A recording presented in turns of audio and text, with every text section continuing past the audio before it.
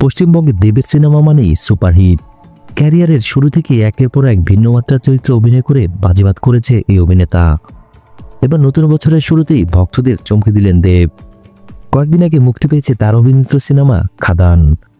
সিনেমাটি মুক্তির পরেই ঝড় তুলেছে বক্স অফিসে। খাদান সিনেমার এমন সাফল্যের মধ্যে নতুন বছরে পা রেখে ভক্তদের সুখবর দিলেন দেব।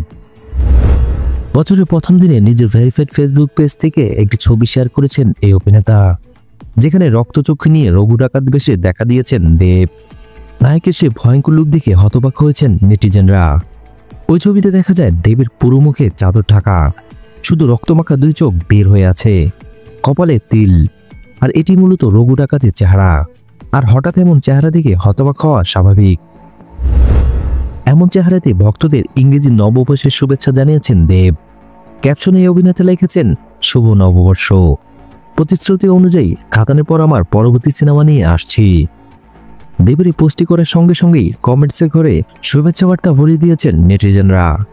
কেউ নতুন বছরের শুভেচ্ছা জানিয়েছেন, আবার কেউ নতুন সিনেমার জন্য শুভকামনা জানিয়েছেন। আল্লু অর্জুনের পুষ্পা 2 সিনেমাও দমিয়ে রাখতে পারেননি দেবের খাদান সিনেমাকে।